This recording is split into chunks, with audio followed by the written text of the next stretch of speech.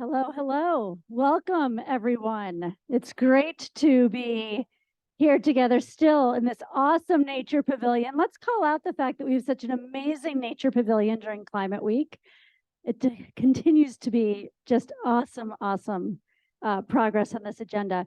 It's very nice to meet you all. I'm Diane Holdorf, Executive Vice President at WBCSD, and I'm really pleased to be able to moderate this discussion that we're going to have today about advancing corporate action for nature, because we really need to drive transition planning, and we have really compelling frameworks that are coming together and launching with TNFD. Congratulations for the big launch last night, and of course the Science Based Target Network as well. So we're going to start our conversation off in talking about why transition planning is so important.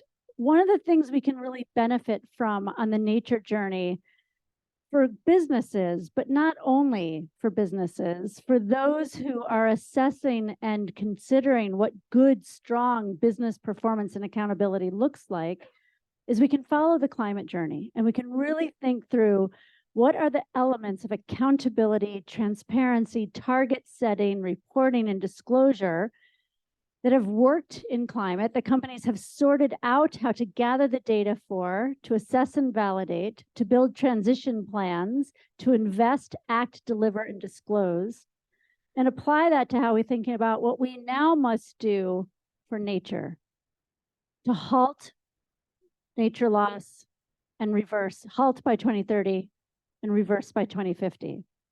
Lining that up on this journey is really, really important and helps us think through, as we have done with what transition plans and investments need to look like for climate. How do we take what we learned best, not repeat the mistakes, take what we learned and apply it into nature? And when we can, solving for both climate and nature, but uniquely more so bringing in the higher integrity issues that we absolutely have to have front and center. So the discussions that we're going to have today are going to really talk about two pieces of this, how we tackle these nature-related issues. One, corporate and financial institution transition planning and what that looks like. And then second, impact management and target setting. So very common themes. This is a continuation of the conversations we've been having this week already. And of course, really since the very successful outcomes of the Global Biodiversity Framework. So let me please start with our panel, because that's the exciting part, is having the conversation. I'm very excited to welcome a couple of key folks who are here. Joy Williams, who's joining us from GFANZ, Executive Director of the Financial Institution Transition Planning piece, which is so critical to what it is that we need to drive forward with. Then we have Edward Mason, Generation Investment Management, a director there. Edward, thank you so much for joining us as well.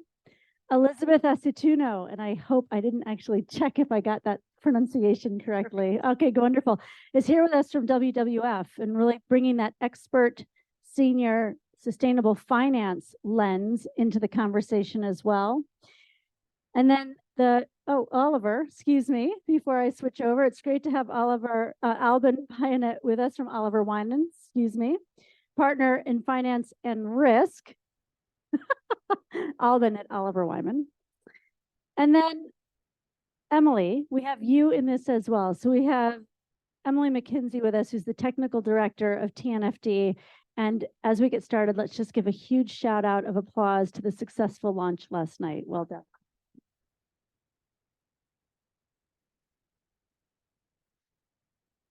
So Elizabeth, I'm going to start with you, please. I'd really like to have you set some of this context for why nature transition planning is important, but really, how does it work? What's it going to take to move this forward? Transition, well, we all know we need to transition to a net zero and nature positive economy. I don't need to convince anyone in this room about that. And we have the goals now, the 1.5 degree temperature rise for climate, and also now the global biodiversity framework for nature. But of course, climate and nature work together. They're two sides of the same coin, and the scientists, IPBES and IPCC have been very clear we can't solve one without the other. So in the same way as scientists are saying this, businesses have also need to see these goals, approach these goals in an integrated way. So transition planning is nothing more than saying I have a goal and how I'm going to get there, and setting the strategy to get there. So for climate, it's been a lot about decarbonization of businesses, but that can't be all. It also needs to be about adapting, about being more resilient, and that's, I think, where nature also has a very important role to play. First of all, because in terms of decarbonization, precisely, we can't meet our goals without thinking about deforestation and limiting that, of course, and limiting the destruction of natural ecosystems, which obviously goes back to the idea of not losing nature and biodiversity. And then because we also need to think when, or companies need to think when they think about planning new renewable energy or other investments they may make to get to there, what the impacts on nature are. So it really needs to be an integrated approach, looking at your dependencies, impacts on nature, and how you can integrate them to look at the risks and opportunities that this transition presents. So obviously you have to have this plan. So it seems to me very obvious why you need transition planning. I'll stop there for now. Yeah, thanks so much, Elizabeth. And just to build on that context, we know that there's been a lot of organizations who've been working towards this journey of nature positive. And just to set those comments into a bit of further context, Business for Nature, the World Economic Forum, WBCSD, and others have been working together to develop what these roadmaps are for companies to act, commit, now assess, commit, transform, and disclose. I had the acronym and then I couldn't get to the words. Thank you, Erin.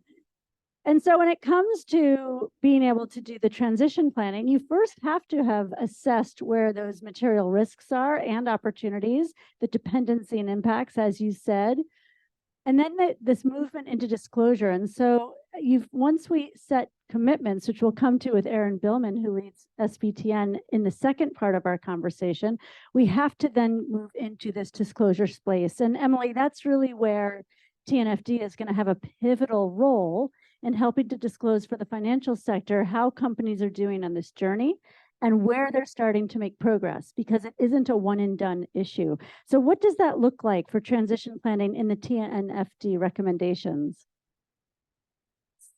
Thanks, Diane. In the TNFD recommendations, there are 2 disclosures that's specifically relevant to transition plans. Strategy B specifically asks organizations to describe the effect of nature-related issues, so dependencies, impacts, risks, and opportunities on their strategy, on their financial planning, on things that are internal to the organization, and explicitly mentions the transition planning that has been put in place. So the word transition planning sits in this recommended disclosure strategy B. We also have a recommended disclosure metrics and targets C, which is explicitly on target setting, which asks organizations to describe the targets that they have set for addressing nature-related issues and their performance against those targets. So that's where it sits. Those are the hooks. What we know will be needed, and the task force, I see Makoto here, one of our task force members, have agreed that then means there will be a need, an expectation and a need in the market for guidance on nature transition plans. We have not yet published that guidance, partly because the TNFD wants to consolidate the best of what is already out there. And on nature transition plans, there's lots of exciting, relevant work. WWF has been an absolute pioneering leader in this, working with the UK Transition Plan Task Force, WBCSD, Business for Nature, and the World Economic Forum have just published those sector guidance. So there's lots going on. but it hasn't yet quite consolidated. It come together in a way we could consolidate. So, but we hope and expect to do so. So having published the recommendations last night, we are now looking towards our next phase, and we expect certainly, I would have thought within the next 6 months to publish a discussion paper on transition planning. We've already got an internal paper we've been working with the task force on, looking at the sort of landscape of work that is already out there, and the need and the expectations for what TNFD's role could be in providing guidance on nature transition plans, including, as Elizabeth highlighted, the links to net zero and climate transition plans. So that's a sort of summary. Sits as a hook in the recommended disclosures. We have relevant guidance on targets, but we expect to develop guidance on transition plans in the coming year. Emily, thank you so much. And there is support, as you said, because obviously it's a tremendous amount of work for TNFD with its partners to put that together. But things like the roadmap to nature positive, which the 3 entities, including WBCSD, have been working on with over 70 companies, including many of you who are in the room, do get to this how to get started, what to do now. And because of the ability to have partnered and pilot the TNFD framework, we actually have a pilot findings document as well, because we don't have to wait. That's the key message here. We can't wait until everything is ready. The system is moving. We have to halt loss. We need to start acting while we build this together. So look for those kinds of support tools as we build through this discussion, and watch for them to continue to evolve. And I'm going to come to you, Joy, next, because one of the things that is quickly evolving is the finance sector's engagement and focus in what it needs to do and its role in this space, in both financing and being transparent as well. And can you talk to us a little bit about, from the GFAN's perspective, what we've got from the climate transition planning architecture that we can apply into financing nature transition? Yeah, absolutely. And I think what you said about there's no need to wait, it's also that I think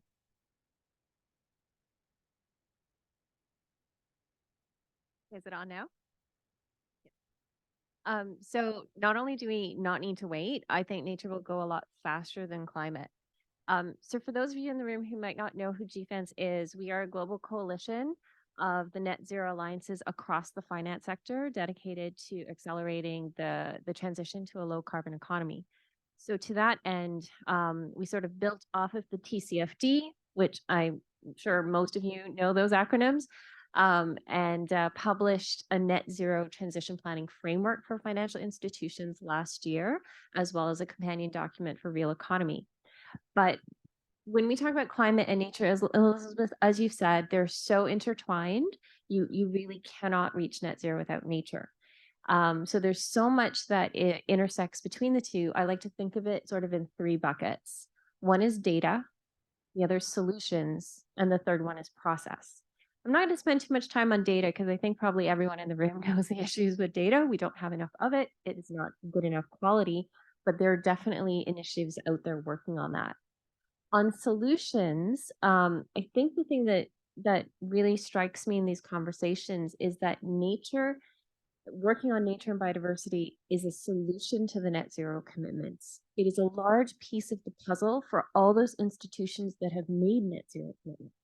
So it's not an add-on, it's not extra, it's actually part of what they need to do. And we have to change that conversation so that both real economy and financial institutions don't get that fatigue of it's like one more framework, we have to do one more report.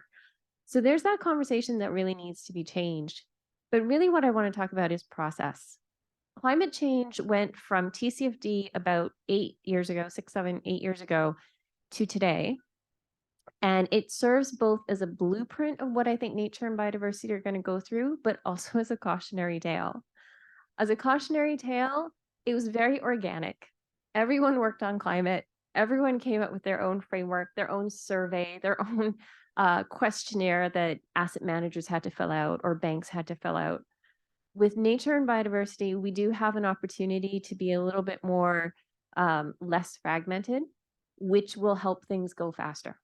It will also help bring this to the attention of the regulators and the standard setters and the supervisory bodies easier, because there's nothing they hate more than having to deal with thousands of different entities all asking for different things. But as a blueprint, there were milestones in the climate journey that really helped. One was defining the terminology, which the TNFD has really done that. It's like one of the best things that it could have done. Then it's actually getting the finance sector to be able to talk about that, and climate has sort of paved that way, all the way to today, where we are looking at whole institution strategic management of a systemic issue. And if we can get there with nature in shorter than 8 years, I think that would be a huge success. I'll leave it there. Joy, that's brilliant. And I know you did a shout out for Elizabeth. There's been a couple of shout outs for WWF. Anything that you want to just quickly build on, Elizabeth, from those points? Or we can keep moving if not, but there's been a lot of work done there. So I just wanted to check back in with you. Sorry, I was talking about the mic with my neighbor. What was the question? No, that's okay. We'll come back. It was more if there was a build that you wanted to add, because there's been a few WWF shout outs in the two conversations that we've had already. Just very briefly, I mean, we as a conservation organization, but also very engaged in influencing systemic change. I think we've been very early supporters of SBTN and TNFD. So we're very, very happy that they work together, they're converging, and of course we continue to contribute to them. And then on the transition planning, just it's mostly our UK team, but other teams in Europe to have really engaged conversations with governments and policymakers about how to strengthen the framework for transition plans, so that companies don't do whatever they want. I mean, or not whatever they want, but that there's not 15 different ways to do it. Consistent and credible. Exactly. No, great. Thank you. Thank you for jumping in. So Edward, let me come to you next, because Generation Investment Management has actually been on this journey for a while. You've been out in the forefront of investments and what it takes to actually craft, structure, and deliver strong financial transition planning mechanisms. Can you tell us a little bit about both the challenges, but also what you've seen work? What has been successful? Great, thank you very much. So Generation is a sustainable investment manager based in London with an office in San Francisco. We manage about $45 billion across public and private equity. We see, in terms of our vision for a sustainable future, nature and climate as equal parts of that on the environmental side. Our chairman is Al Gore, so we've been super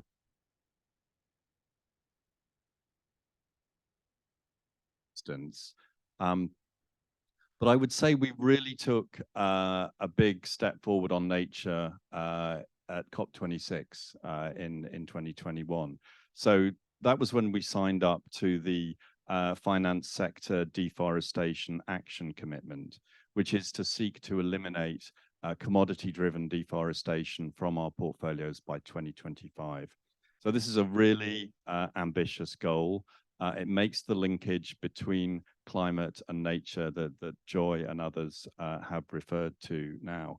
And we found deforestation a really useful bridging issue between climate and nature, both for ourselves and for the companies that we do engagement with.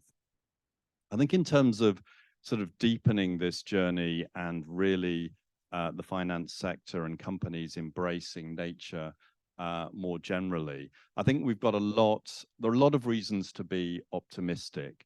I think, as people have said, we've got a playbook from climate that we can deploy. You know, we've got the TNFD now replicating the TCFD framework. We've got science-based targets again for nature. So there is a playbook that we can follow, and transition planning is absolutely a key part of that. I also think that kind of the mind shift that finance and business have had to go through on climate is going to be so useful for nature as well, because we're getting used to planetary limits, and it's not too much of a leap to make the bridge between climate and nature as another planetary limit. But I think at the same time, there are reasons why this is going to be hard. And I think, we all know that, and it's going to need everyone in this room to kind of play their part in terms of advocacy and just helping people make the connections, because in our conversations with companies on climate now, you know, a lot of companies are doing the hard yards of decarbonization. You know, they're really getting stuck into the detail of it, and it's tough. You know, some companies are only really just getting out of the blocks on nature as well. It's a lot to absorb. They feel they're going to need to kind of resource this, get their heads around it as well. You know, we all know the political climate in the US isn't great. There are the same public policy deficiencies, and nature is complex. So, you know, we need to go into this with our eyes open, but also with the same kind of determination that we brought on climate, making the linkages between the two issues, and we can do it. Yeah, Edward, thank you for pointing out that there's hard yards yet ahead on this in the nature space. One of the things that has been incredibly rewarding from my perspective this week is the volume of guidance that has come out together with the announcements and the progress that has been made. So there is a lot of tools in the toolbox now ready to go for how to operationalize things and what the step-by-step guidance is, like these roadmaps and the pilot results, so that we can get started. But often it is grounded in risk first. So when companies take that first step and are doing those assessments, understanding the materiality and where the risk sits can be hard. And Albin, I'm going to come to you with that, because understanding how do we approach assessing risk in this space? What can guide companies and the finance players who are moving this forward to consider that? And how do we think about the quantification and scenario analysis for that work to even get to transition planning? Yeah, no, that's a great question. And in many ways, like it has been said before, we are very close to the situation that we were in for climate a couple of years ago, when the TCFD was released. I think the first thing I would mention is when we work with our clients on this, there are a couple of elements and resources that are quite useful to get started on the journey. Often it's bits and pieces, but there are a lot of great tools that it has been mentioned before. The first one on the framework and guidelines, we've talked about that before. I'm sure all of you have digested the 150 pages from the TNFD from last night. But and that's kind of the first bucket of the resources out there. The second one is really about the tools that exist already and that can help the first step towards the quantification.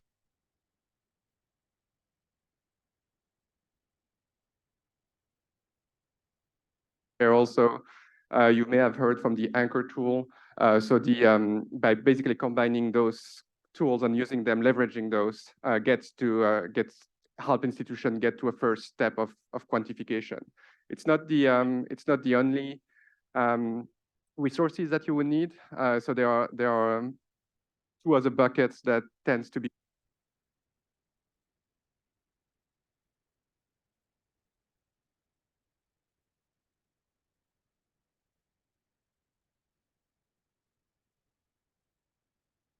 right. So the other one is really about when you want to make a second step towards the quantification. So not only thinking about the transmission mechanism, the qualitative view, but really thinking about in terms of dollar and cents, what does that mean from a risk assessment and risk quantification?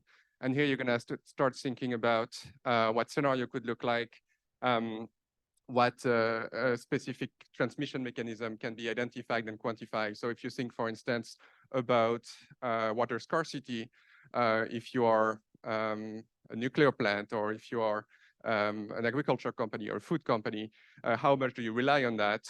What does that mean based on the operations that you are that you have and where they are located, and how can that impact your operations and at the end of the day your bottom line?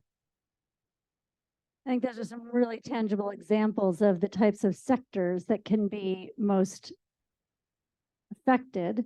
But everybody actually needs to be able to start this process, no matter where a company is on its maturity curve.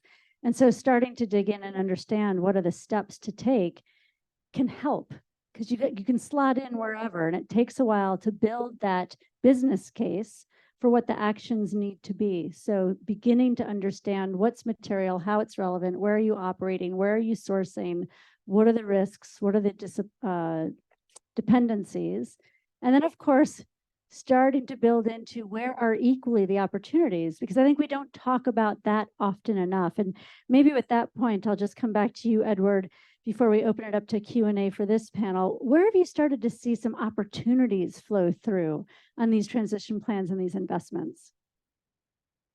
Yeah, no, it's really important to think about opportunities as well as risks. I mean, I think this is an area where the finance sector has to start to get creative. And, you know, we've started to talk in terms of the importance of kind of investors really thinking consciously about capital allocation and what kind of purposefully they're allocating their capital to. So we've kind of started this on climate. We actually launched a new business at Generation called Just Climate to kind of innovate in this climate-led investing that's designed to maximize the amount of emissions reduction that investors get for their dollar invested. I think we're going to have to see that same kind of innovation on nature.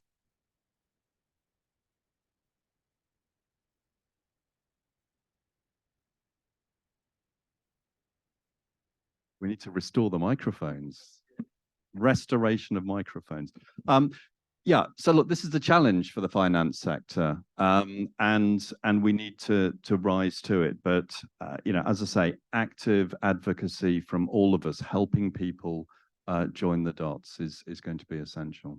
Yeah, that's great. Thank you. So let's take a few questions now. We've got a few minutes. What I'll do is I'll probably take two or three together, and then turn to our panelists for responses, and then see if there's a few more. Does anybody have any starting questions that they would like to kick off this part of the discussion with? What is this, after lunch? Thank you, please do. And please, every time you get the mic, introduce yourself and the organization you're with. Hi, thanks to all of our panelists. Super informative. Nice to see you, Emily. I'm Samantha Power. I run a consulting firm called Finance for Gaia, and I have not had time to review the full 100 pages of the framework. So my question is around context and the need to balance globally comparable indicators with locally relevant indicators. And I'm wondering how that was incorporated into the framework, into these tools you're talking about, how it will be incorporated into guidance. How do we ensure that metrics that matter in places to the people living in that community are accounted for, as well as global indicators that companies will need in their global reports? Thank you. That might even be a good discussion for the second part of our panel, but Emily or Aaron, I may ask you to come in on that as well when we get to that. But let me try to collect one or two others, and then we'll turn with some answers. Anybody else have a question they'd like to ask? Hi, thank you. My name is Kyle Saukus. I'm with a firm called Climate Advisors. We do some work on climate risk analysis, both physical and transition risk analysis. And, you know, just wondering kind of with this upgrade on an understanding of the nature side of things, our investors or our businesses kind of already taking those two different data sets and kind of looking at them together and trying to get like a more holistic picture of the risks of deforestation and nature loss and biodiversity loss? Or are those things kind of siloed right now because we are in different stages of the evolution of understanding those risks? And, you know, if we are siloed, how do we get to a point where you get that data all together and you can get a complete picture at what's going on with deforestation, leading to ecosystem service benefits degrading, but also the emissions from that, and getting a better understanding of the financial risks for the agricultural sector and other sectors as well? Thank you. Thank you. Not a light question, but certainly a question of the moment. Anybody else before we turn it back to the panel? Hi, thank you so much for the presentation. My name is Diana Swittler from South Pole, and I have a question about The Global Biodiversity Framework includes targets 3, which aims at increasing 30% of land and sea conservation efforts. So I was wondering how TNFD and SBTN can work towards that international common goal, how different companies can move towards in different countries. Like it's quite of challenging the coordination efforts, but also opens a lot of opportunities. Thank you. So I'm going to start with these three, and if we have time, I'll take more. So the first question was, how do we make sure that we move from global to place-based? Nature is inherently place-based, and how are the tools helping guide those decisions? The second question was, how do we know if we're going to access the data, and what are the tools to enable that? And then finally, how is this work helping to ensure that we're delivering against 30 by 30, which is what's outlined by Global Biodiversity Framework? So I'll turn it to the panel to see who would like to start. You don't need to answer each question. I would ask you to answer one so we can keep moving across. But Emily, let's start with you. Can I please answer 2 questions, please? I would love it. And I'll be brief. First, I also just wanted to encourage everybody to read the main TNFD document. It's not 150 or 100 pages if you neglect the annexes. It's only 77, and TCFD had a much smaller job and they did it in 60. So we're really proud that we are only 17 pages over. So please do read it. So on Samantha's question, one of the things in the TNFD framework we've tried to do is get that bridge right between globally across sector comparison with the metrics and flexibility to look at sector and location specific metrics. That's been the philosophy of the whole way we've structured things. So that's why we have core global indicators, sector specific indicators, and then additional metrics that organizations can use if they think it's going to produce material information for them. And the second question was just around integration of climate and nature, physical and transition risks. So I just wanted to give an example. Yesterday, also, a Tasmanian forestry company published an integrated TCFD, TNFD disclosure as an example. I mean, it's early work, but it's great work. And one of our general requirements in the TNFD is to encourage integrated disclosures, to draw together nature-related disclosures with other aspects of sustainability, in particular climate. So the hope and expectation is that we won't have siloed reporting, that they will come together in an integrated fashion.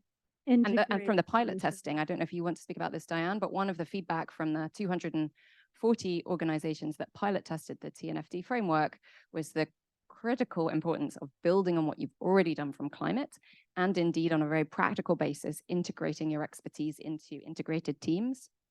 I don't know if I'm sure that was coming through from WBCSD's piloting cohort and a number of others. Absolutely. You know, again, we have a lot we can already start with because of the climate journey. And that was really echoed, as you said, Emily, by all of the companies who've started to pilot this and test how it moves forward. Just a moment, please, if you're in the back of the room, if you've just come in, welcome. There's plenty of seats up front. Don't hesitate to come in. How about any other folks? You want Elizabeth or I can pick up on data. Okay. I mean, yeah, a very important issue. I think there's a lot going on in the space of kind of nature-related data. I think there are kind of new service providers coming up, and also some of the bigger providers of ESG data are kind of already in the nature area as well. I mean, obviously everyone knows the complexities and that it's place-based, and that we're not going to have perfect data to get started on this. I mean, we certainly find kind of third-party NGO tools useful as well in this area, like on deforestation. Forest 500 has been crucial for us. It's really helped us identify how well companies are doing now and which ones we need to prioritize in our engagement. And then I think the other thing is that with all the tools that we have now, particularly with the TNFD, we have a hook to talk to any company, regardless of whether you have kind of data provided there. So you don't need kind of a rich data set to start having a conversation with a company. You need a broad understanding of the issue, and you need to dive in there. And that's what financial institutions need to do. Great, thank you. Joy, you want to build on that? And then I'll turn it, because then we're going to turn into the 30 by 30 question as well. And Elizabeth, I know you've got a view on that. Okay. But Joy, please. Yeah, so one thing I would say is, so in the net zero transition planning framework, we have a component called foundations. And there's 5 components that we think would make a credible transition plan. But in foundations, which sets the objectives and targets for the entire transition plan, we've highlighted that if the company has recognized that nature is one of the themes that they're particularly exposed to, that it should be one of the objectives and priorities, and then that would flow through to all of their activities. So that's one of the ways you can link the two together.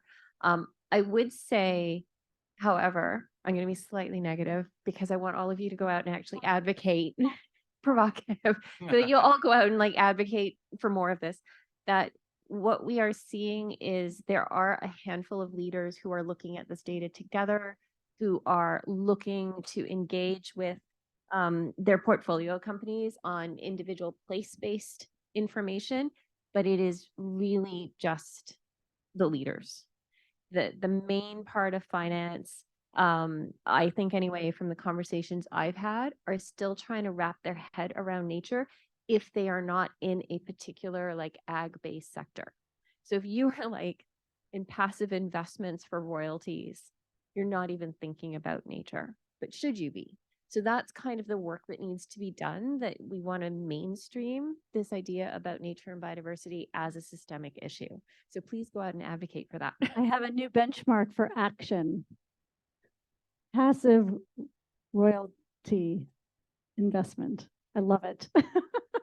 Elizabeth, over to you. Yes, thank you, Diane. So I wanted to try to answer the third question.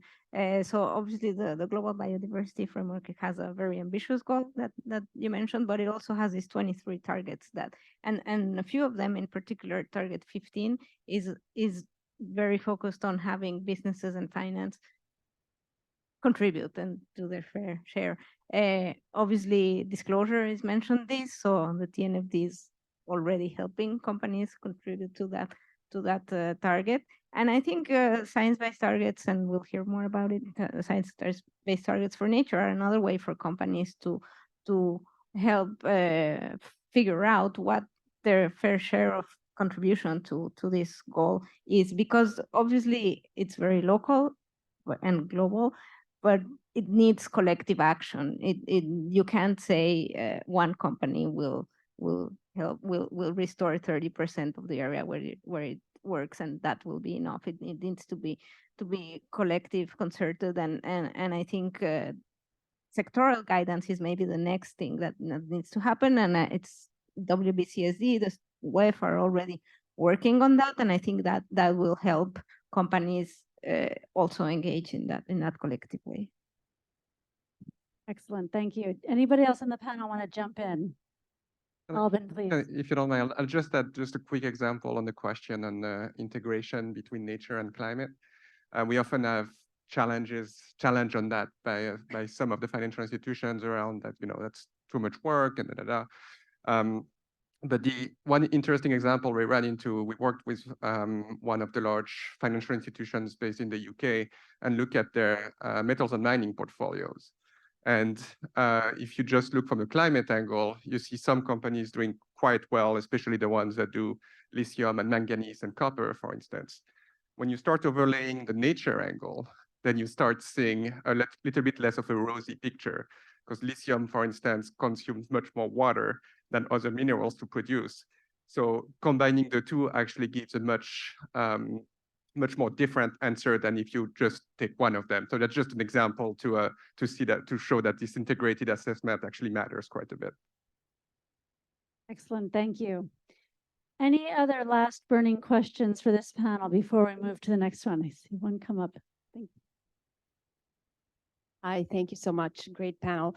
My name is Natasha. I'm from the Global Commons Alliance's Accountability Accelerator. And my question is, and Edward touched on this, the role of third parties when it comes to accountability, measurement, and the verification now that we have all the tools out there. So.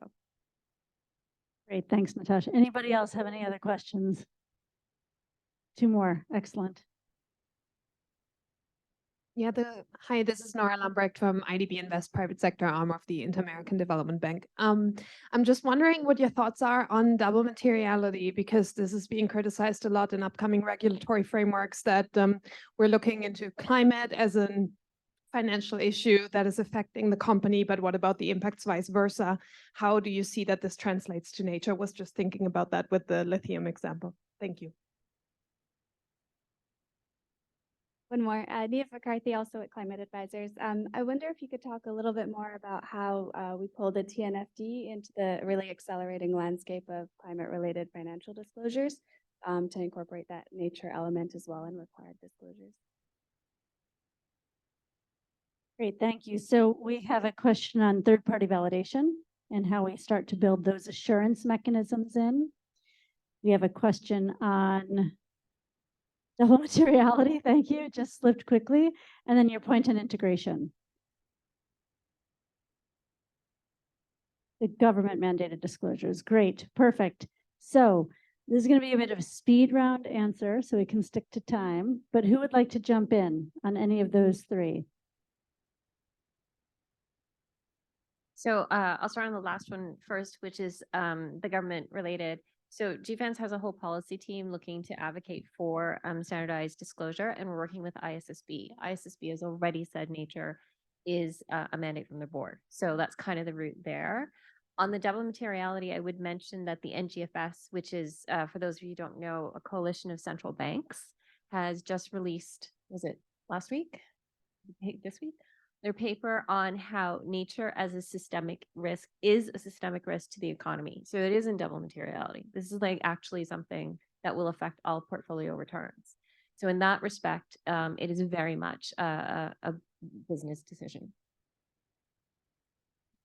Yeah, I mean, I would just, I think this kind of debate on single double materiality really gets kind of overblown a lot. We've done a lot of work at the Generation Foundation looking at kind of the fiduciary duties of investors on systemic sustainability risk. And Freshfields were the law firm that worked on this with us, and it was with the Principles for Responsible Investment. I mean, the advice on that is really clear, that systemic sustainability risks are fiduciary duty. So I think, you know, a lot of this debate on single double materiality just completely misses the point. Great, thank you. So good discussions on both of those two. A bit of a touch on the regulatory integration piece with ISSB stepping in as well. Emily. I was just going to add on assurance, just because it hasn't Please. been addressed. So Natasha, we see this as a big priority for the next phase now, because of course, just from a disclosure perspective, it will be subject to limited assurance as TCFD is. And we see this as an important area for capacity building, is the ability for the audit and assurance community to deliver what will now be required. If we're going to scale this fast, then that community needs to have a strong understanding of the issues and be able to apply that. So it's a priority for our next phase to enable that aspect of the accountability. Great, thank you. Well, let's give a huge round of thanks to our panel here. It's been a really good discussion.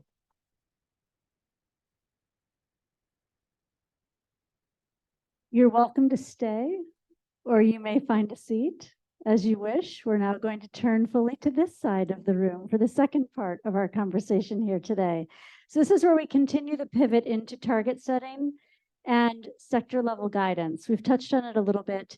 We now have the opportunity to bring Aaron Billman in, Executive Director of the Science-Based Target Network, SBTN. It's great to have you here, Aaron, as well. Now that I know that there's I bet slides. folks were wondering why I was sitting up here all silent. We should have just invited you in the whole time. Everybody, just listen here.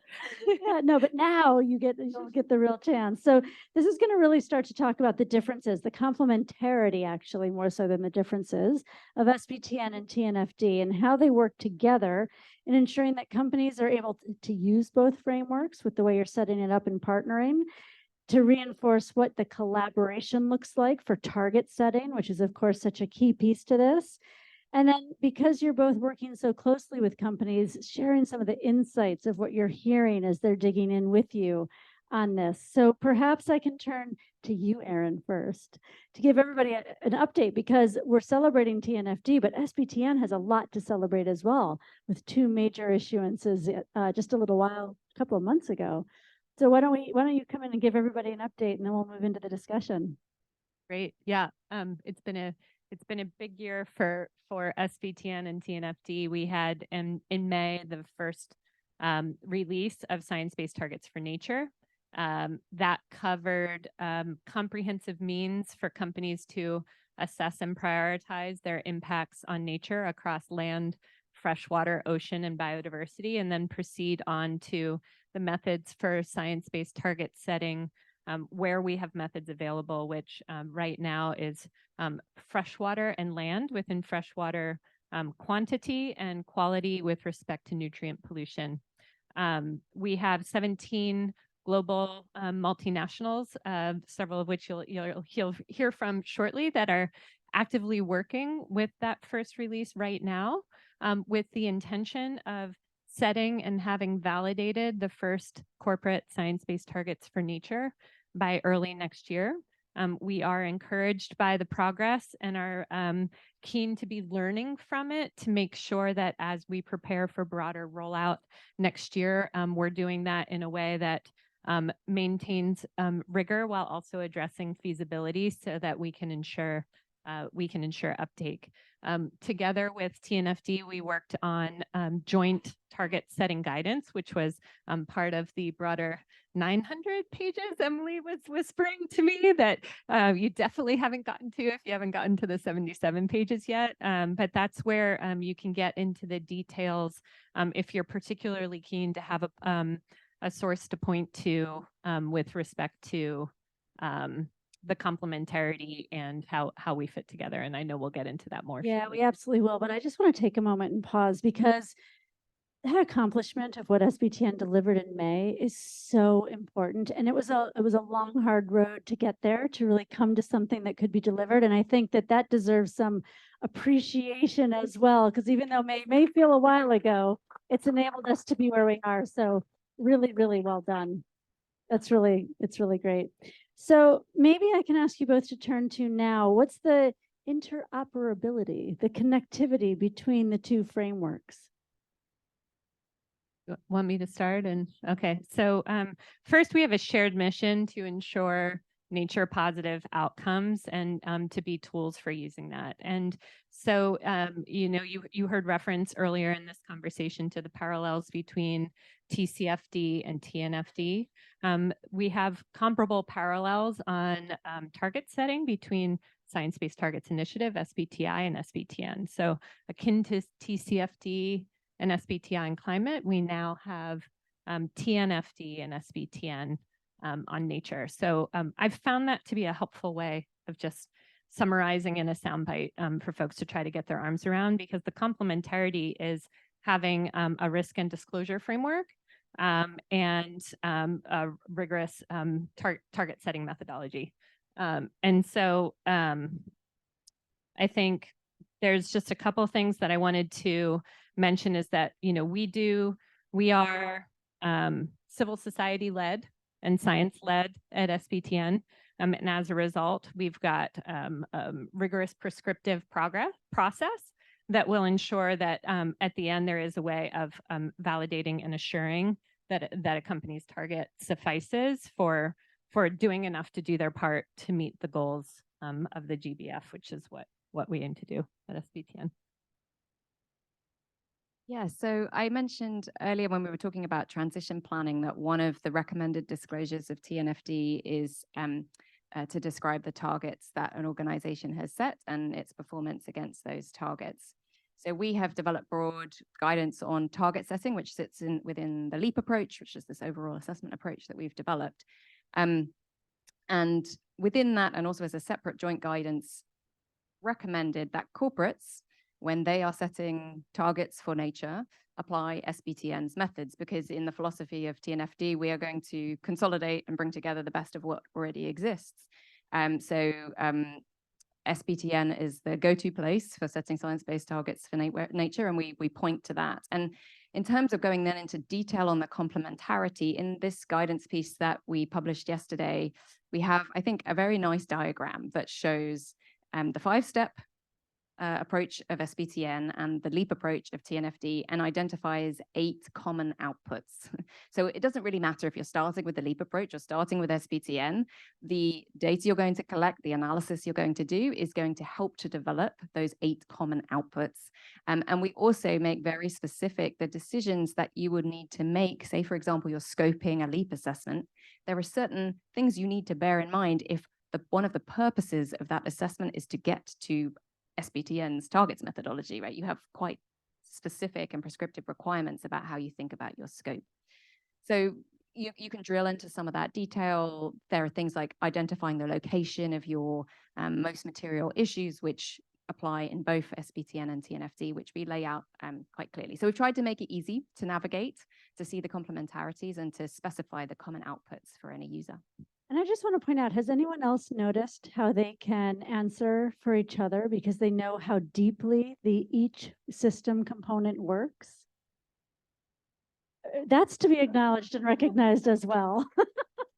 Because if you reflect back 10 years ago and you think about TCFD and SBTI having this kind of conversation, would have been miles apart. And that's where the learning and the acceleration for this part of the journey really comes to bear, but also that intention for partnership and making this easier, cutting through that complexity so we can go faster together.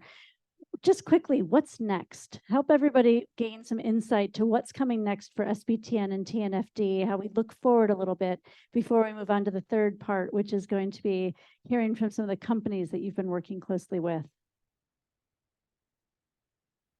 Well, once we get some sleep, which is the main aim for the next couple of weeks or months, we will be moving into our next phase for TNFD with a big emphasis on adoption. For those of you who were at the launch last night, of course, adoption of the framework. There's no point having a framework that isn't adopted. As part of that, we'll be looking at some of the remaining constraints around meaningful adoption. So a big emphasis on capacity building, building awareness, and we'll continue our work stream on data to look at how we can continue through things like the data catalyst that we established and a scoping study we did on the potential for a data facility to address concerns around data. And we'll continue to work on guidance. There are gaps that exist around sector guidance and so on, transition planning guidance, but also we will be continuing our philosophy that has been in place with the task force from the very beginning of open innovation. So we will continue to learn by doing, to learn from the feedback that anyone here in this room is giving us, and to continue to work with our knowledge partners like SBTN to incorporate their updates. So this will be a living document, the SBTN guidance, if we can bear to keep updating, but we will keep updating this to remain nimble and agile and signposting to the latest of what SBTN has done. And then specifically on targets, I just wanted to mention that one of the gaps in our targets guidance is around financial institutions, which hasn't yet been covered by SBTN. And of course, target setting for financial institutions is a critical piece. So we're continuing to monitor the work of UNEP-FI, the Finance and Biodiversity Foundation in this space, so that we can move towards guidance on target setting for financial institutions specifically. Excellent. So good to know what's coming up next. I'll come back to that in just a moment. But first, Erin, over to you for the SBTN update as well, because lots happening there. Well, it's funny. I was just a quick anecdote first. I was thinking back to Glasgow a couple of years ago, and Emily and Tony were brand new, and we sat down over lunch, and I said, "Please, the path that we have created was kind of bushwhacked. Please follow in it. Use any definitions that we've aligned on." So I'm incredibly grateful that here we are today with that actually being the case, so that we can move on to the important work of the action, and not what do we mean by that word again? So what's next in terms of our joint collaboration is, first, we at SBTN, we are planning on finance sector guidance. It will be a pre-step to finance sector target setting. It's going to focus on how finance sectors can meaningfully engage with the fact that we have corporate target setting methods. And we look forward to having TNFD helping shape that to make sure that it's a useful step in that progression. I also am looking forward to talking to Tony and Emily about ways that we can team up in implementation, particularly connecting implementation on the ground in place with our global frameworks, and how we pull that thread through. So we have nothing to publicly share on that front yet, but hopefully, another lunch. And then with SBTN particularly, I already mentioned we are aiming for broader rollout of our first release by mid next year. We also are building out methods where we have gaps. For instance, ocean, we will be starting with seafood value chain target setting methods there as one example of where we have gaps. And I'm looking forward particularly to the next session because we are in listening and learning mode to help inform our future priorities to make sure we're designing fit for purpose. And that question, Erin, is one I actually had. I wanted to flag, do you want to talk at all about the piloting process that's kicking off that is a learning and engagement piece with what TNFD has done as well? Sure, yes. So that group of 17 companies that I mentioned before that you'll hear from shortly, some of those companies are already engaging with the TNFD framework.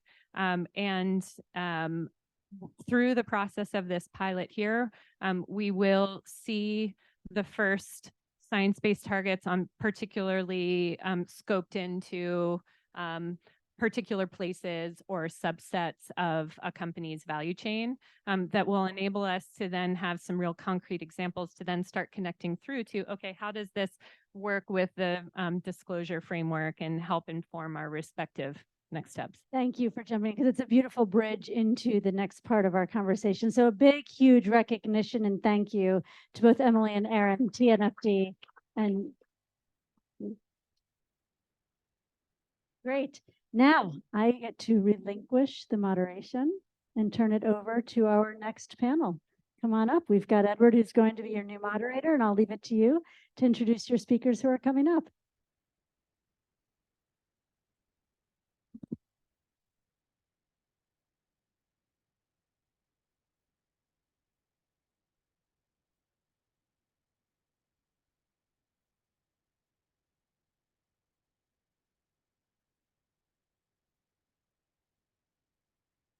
Well, my computer's decided to die, so that's great.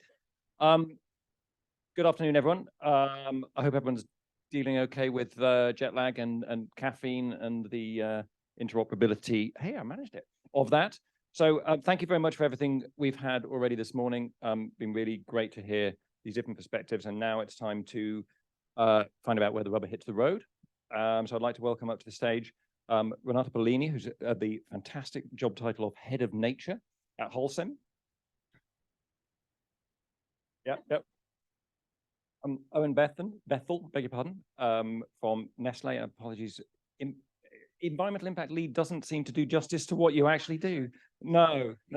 From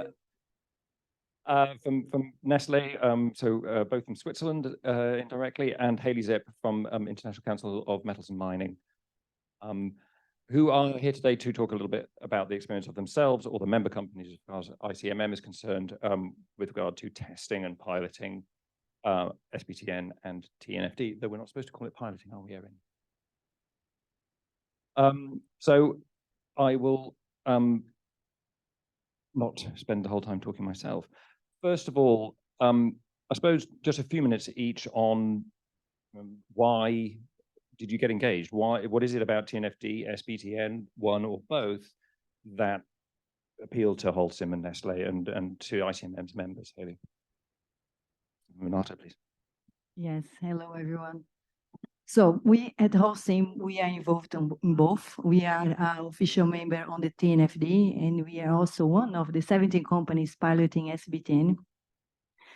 So in short, we decided to join these two frameworks because we want to bring nature to the same level that we have on climate.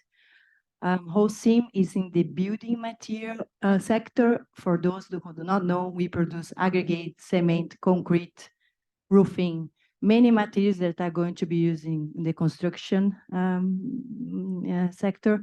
And if you think about it, we are on the top three. We are one of the top three sectors highly dependent on nature, followed by agriculture, well, together with agriculture, food and beverage. And we are also one of the main emitters on carbon. So we are quite in forefront of this. We need to tackle our challenge. So we want to bring to the same level nature as we have on climate. On climate, we have scope 1, 2, 3 validated by SBTI. We also followed and we disclose some indicators following the TCFD, and we want to do exactly the same with nature. So we want to validate our targets with SBTN, and we want also to start disclosure using the TNFD. We are already disclosing some indicators, but we want to fully disclose for the TNFD soon. So that was basically it, what motivated us to be part of these two frameworks.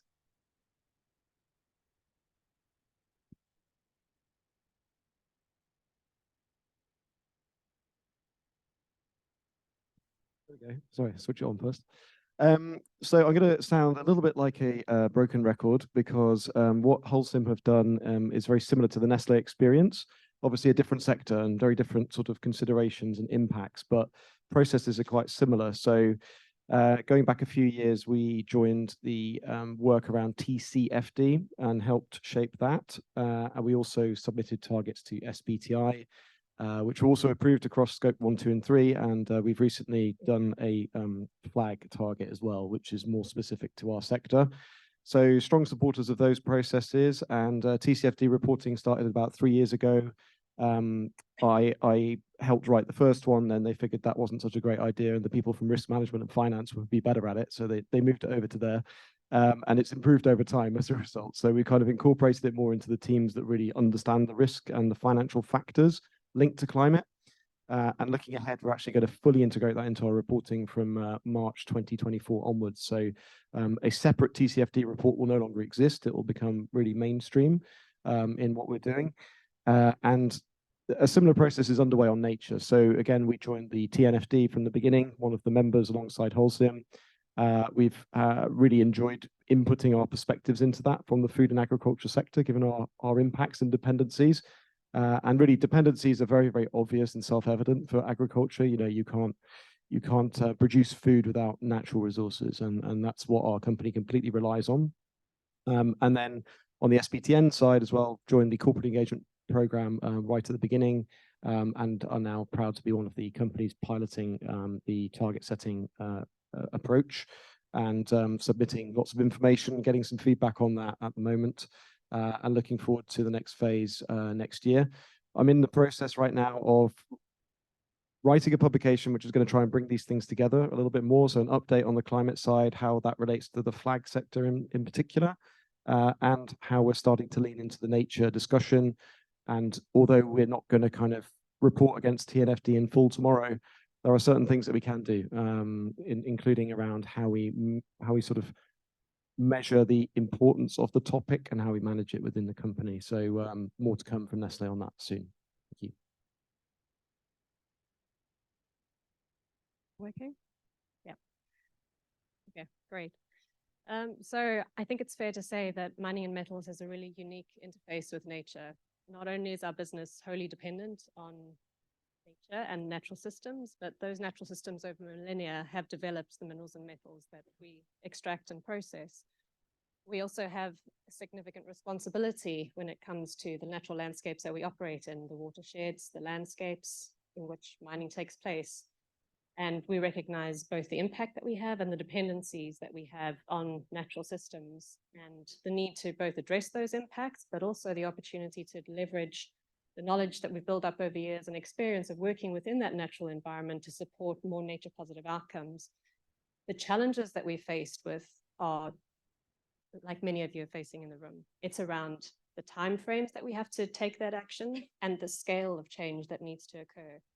And you know, when you have a look at the kind of nature curves, they're all going in the wrong direction. We've already exceeded 6 of the 9 boundaries. How do we get everybody to take their part in a whole of society approach to get to where we need to go? And I think there's something really interesting. I grew up in South Africa, and so there's the African proverb in my head about if you want to go fast, go alone, and if you want to go far, go together. But that doesn't quite seem to work here. We need to go fast, but together. And I think for me, that's really one of the key reasons why we got involved as the TNFD's official piloting partner for the mining and metal sector, but also for, as part of the corporate engagement program on SBTN, because these are two really incredible collaboration models, different, but they brought together a number of different sectors. It's all kind of hands-in, hands-on, collaborate, use our knowledge, move as fast as we can, and learn, fail fast, learn together. And I think that's really what we want to leverage, as well as trying to bring as much kind of commonality and parity in a space that's complex enough already.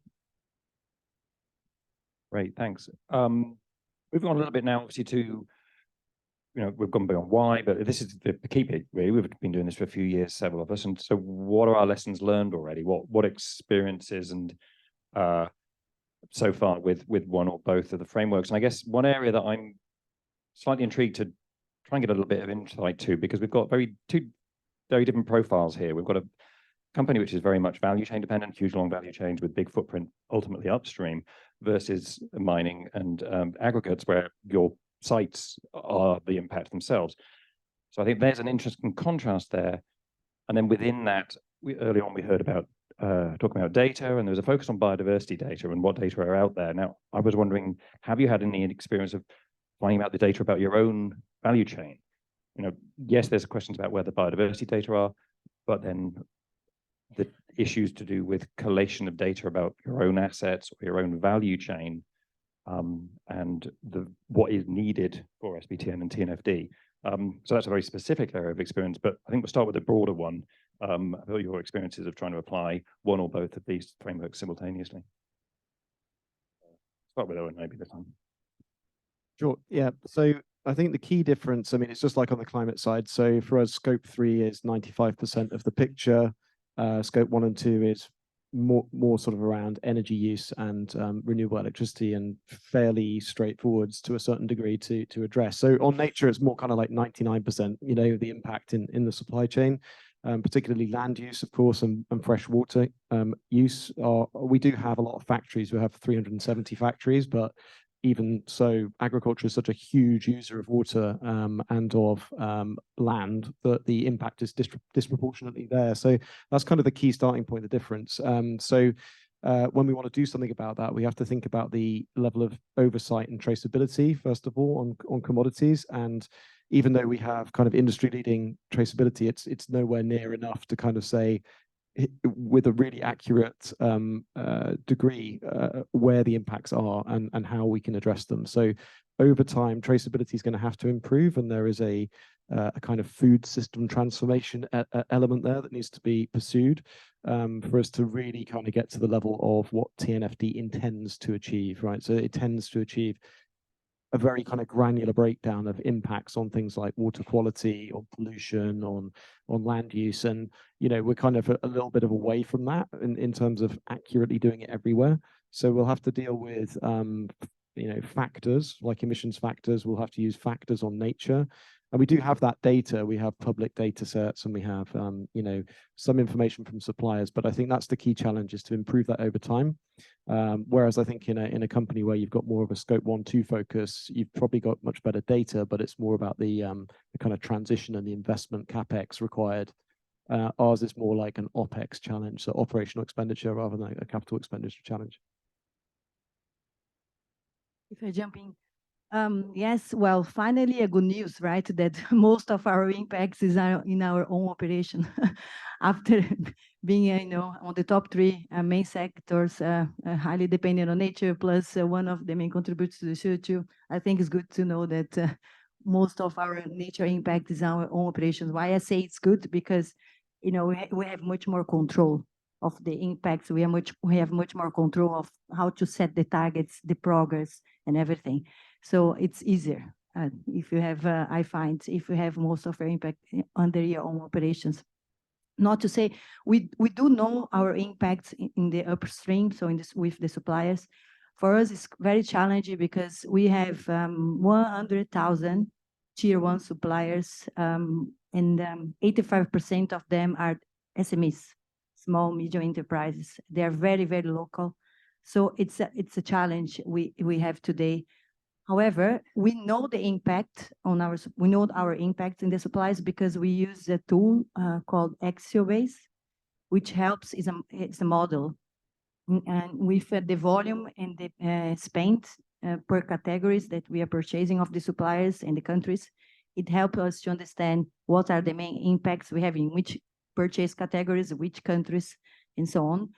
So we do have these impact values for the suppliers. We publish this in our annual basis in our IPNL, Integrated Profit and Losses report. But I think the challenge will be now when we need to set the targets with these suppliers. And on this, I'm looking forward to learn from Nestle and others that have their main impacts on suppliers, how they are doing that. And I think that's one key thing about SBTN and TNFD, because it's really helping us talking to each other. So we are really talking to other companies. We are learning from each other. They are learning for us. We are learning for them. So this is really helping us to move the needle forward.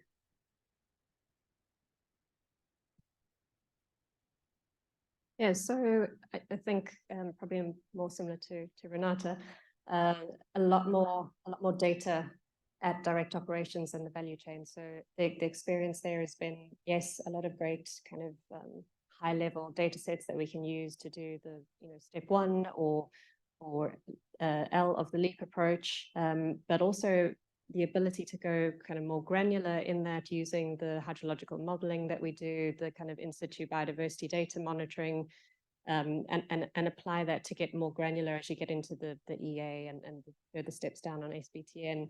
I think what's been particularly challenging for our sector is moving into that value chain space, like with many other sectors. The kind of, yes, there are tools for the location data that come in there, but when you are trying to get a sense of your impacts and dependencies, there's just very little there. And that kind of challenge of reaching into the value chain can seem quite daunting. I think there's also a lot of expectation, or at least a sense that companies put on themselves in terms of doing a lot fast, when actually that needs to be phased. And if most of your impacts are at that direct level, then it's most appropriate to start there and build out over time.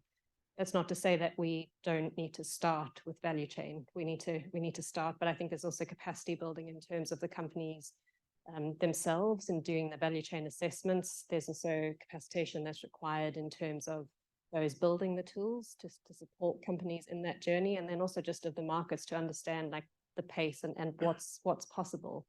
And yeah, where we can all help each other in that journey, I think is really been valuable through the SBTN engagement program, but then also through the TNFD working groups as we've kind of inputted into the framework.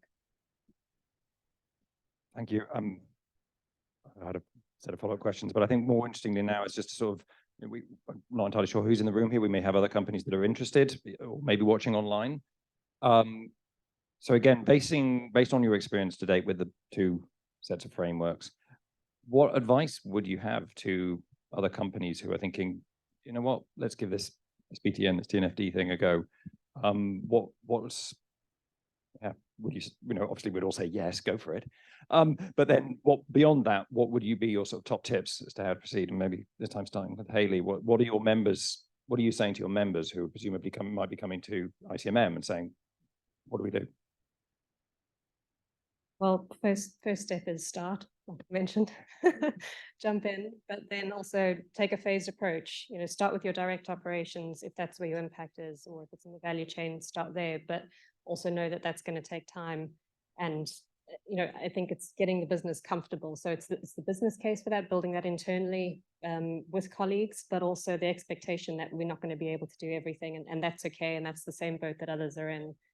I think there's also another key part around get the expertise and the experience and the technical support that you need early on. A number of our members found it quite daunting to just start out from the beginning. The frameworks can be quite overwhelming, quite technical at points. So get those technical experts in. They just help you get a running start, and then you're kind of in it and progressing. And then I think the other key thing for us was to join partner organizations where we can, like the engagement program that SBTN runs, or ICMM has been supporting partners. We've had 12 different organizations pilot the TNFD work, and just the kind of learnings that you can use from one another and really kind of upscale and pace that is possible when you have others who are really frankly sharing their experience and the difficulties, but also the wins and the tools, has been hugely helpful. So get involved with others, join groups, and yeah, just jump in and learn together.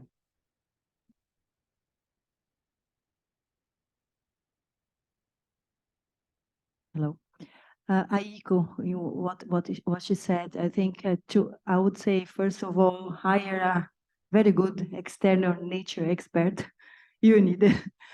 Some companies, they work with consultancies, but we decide wholesale to work with an internal expert because it's really multifunction. You need to contact a lot of internal functions. And if you have an external consultant working for you to do the full job, I think it will not be so efficient. Yeah, because you need to talk to many different functions. The person will not know.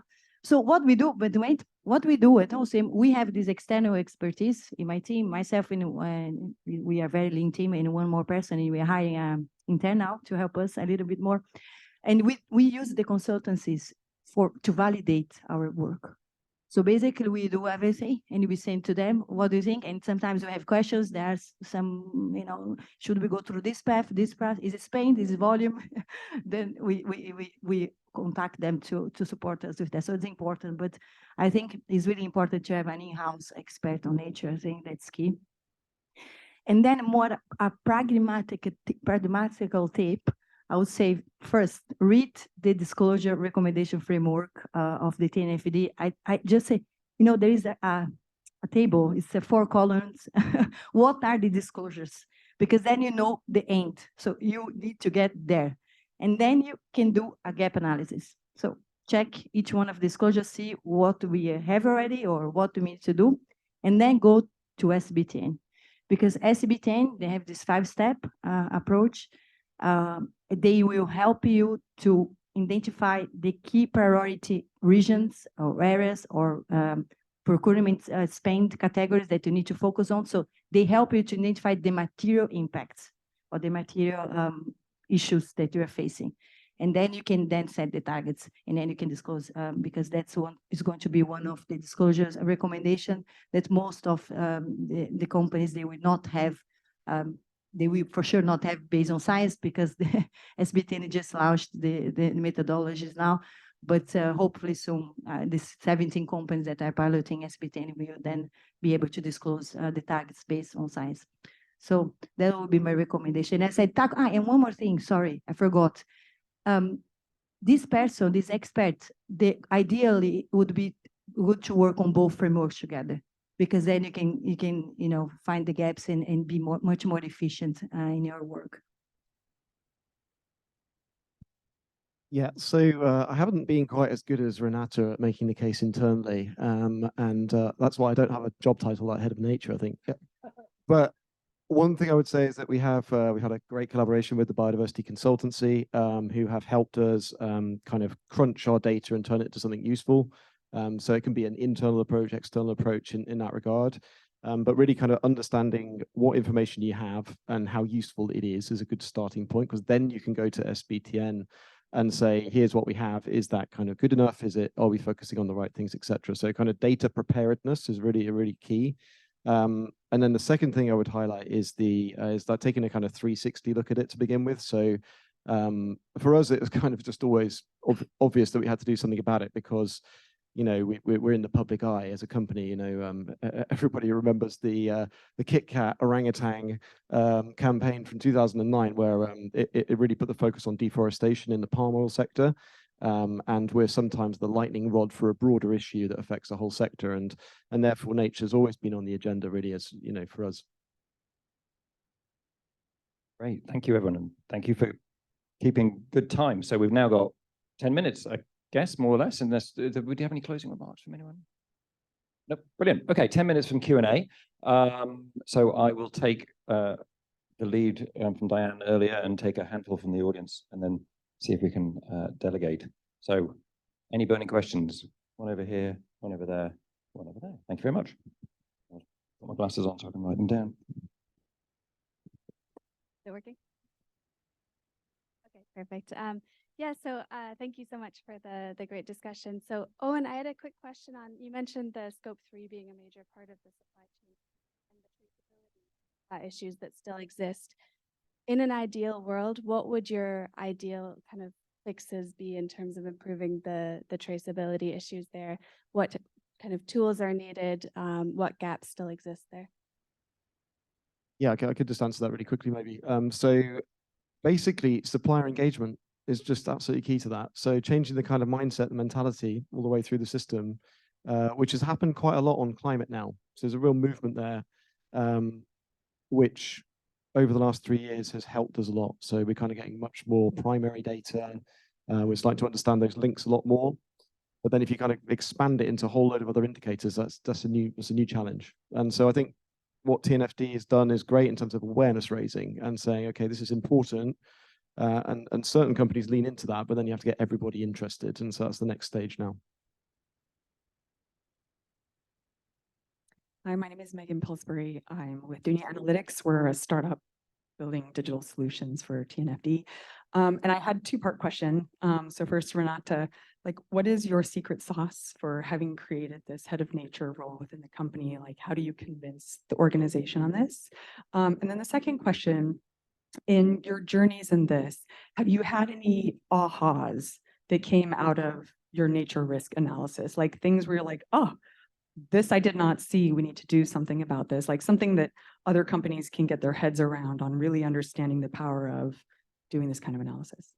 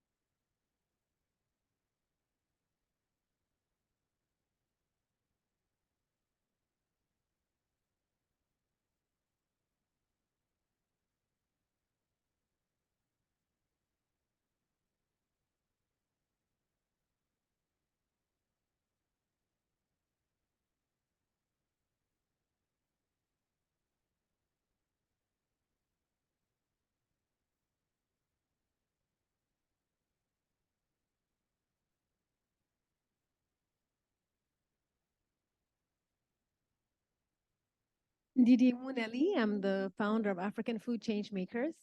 And I was curious, the supply chain issue has been mentioned. And as you think about the small and medium-sized enterprises in your supply chain, many of them struggle with becoming greener. And through our work, we're training them across Africa. But the cost of that transition is difficult. Are any of you bearing that cost, subsidizing that cost, or partnering with others to see how you can increase that pace of change? Hey, thanks everyone. Well, there was one definitely exactly, sorry, to Renata, first of all to you, how did you get the job that you got, I believe was the question. But then also this question, any ta-da, penny drop, transformative moments. It's funny. No, but basically, it's very interesting because before coming here to New York, I was in Washington, D.C. with our 200 senior leaders of OSIM. So they meet once in a year. And then our CEO asked me to do a speech on nature. And I had, my main speech was, the main words was, nature is the new climate. We need to be ready. And then I brought basically some elements into it. And this is maybe how I got the job. First things about dependencies. We are really dependent on nature. We produce cement. We need limestone. We need minerals, that clay, sand. It's everything. We are like, if there's no nature, there's no us hosting. That's pretty much this. So we are really highly dependent on nature. So we use a lot of water, for example, as well.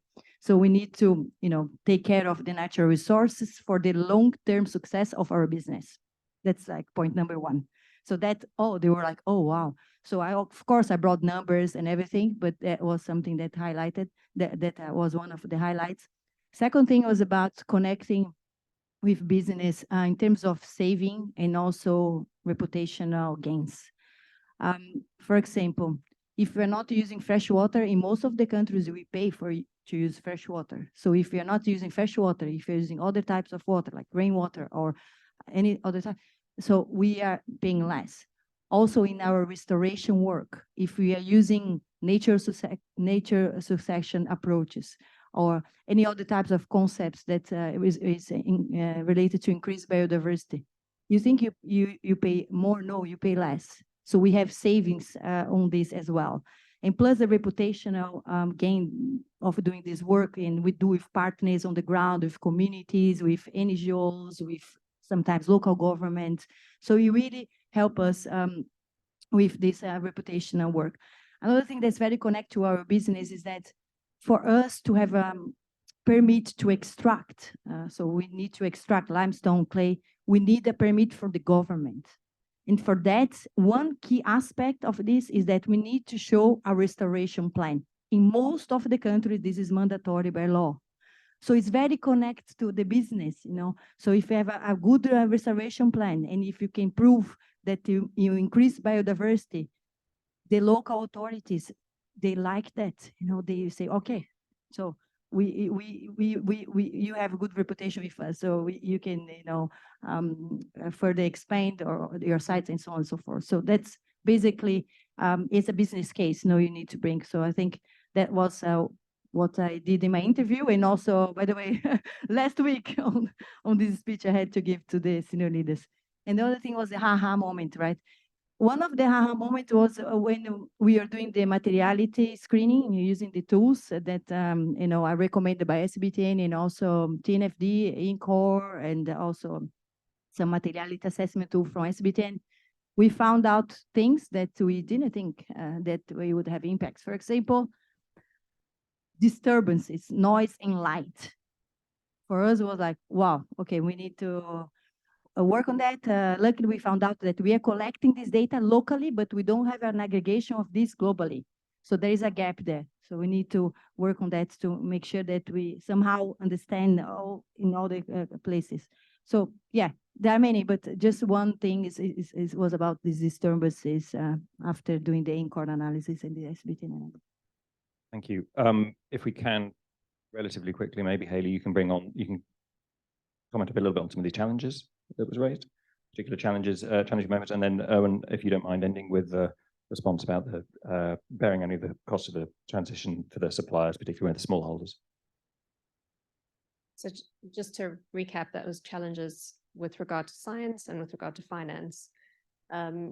So I think from the science perspective, probably the most common challenge was just how to kind of access and dive into the guidance provided. I think there's oftentimes a language challenge with how we frame things up, and certainly we've seen that in different sectors. Within mining, I think it was both an aha moment overcoming the challenge to realize actually we're doing a lot of this already. It's just quite a different language set, and actually there's a lot of data that we can draw from our scope 3 emissions, from modern slavery work that we're doing, from our TCFD reports, and data that we can pull in and leverage to understand what that looks like and to help us on this journey.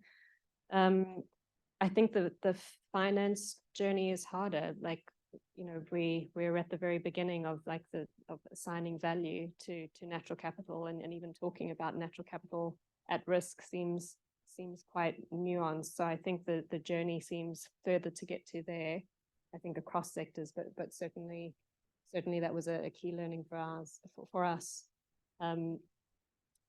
If I may just quickly talk on the value chain question as well. I think it's a really, okay, that better. Thanks for letting me know. So value chain, I think it's a really good point you bring up, because what we've also seen is that through doing value chain assessments, it can disenfranchise and not create the kind of environment that you want, where you need that local economic development and empowerment of your local suppliers. So I think what ICMM is trying to do is create a collaborative platform where we can support our companies to not all be going out to suppliers at the same time and creating that kind of burden, but also really putting the emphasis on engage, communicate, don't just take a blanket approach to, okay, you're high risk, so we're going to cut you out, but you might have high risk, and so we're going to form a partnership, a conversation. And I think that's really critical, rather than having that kind of blanket approach. And I think that's where we need to bring safeguards and nuances in terms of how these frameworks are applied. Okay, yeah, so just to address your point, the answer is yes, to a degree. So we are working with smallholders in many places to help improve practices, agricultural practices, including, I'd use the example of Côte d'Ivoire, where we're working with cocoa farmers to offer incentive payments for both social and environmental factors. So kind of bringing the two things together to improve livelihoods, which then improves environmental conditions because it provides the economic leeway to do so, right? So we're doing that in cocoa, we're doing it in dairy as well, places like South Africa, Nigeria, where we're paying an incentive payment to a farmer to introduce new practices or to modify some of the ways they're working. The reason why I say to an extent is because just Nestle doing that is not enough. Often cooperatives will be serving different off-takers, and I think there has been a movement in the food industry to start to address the income challenge, but it hasn't fully been addressed to date. And if we keep on layering on requirements to farmers, including smallholders, I think there's a tension there which needs to be addressed. And so we're always conscious of that when we're trying to, meet external expectations. And we're doing a lot of work on climate and on just transition, social factors. If we then layer nature on top of that, we need to just be conscious of the complexity and the cost involved, and ensuring that the economic approach is actually viable, because otherwise it's unachievable. If farmers can't make a decent income, they cannot address those environmental impacts.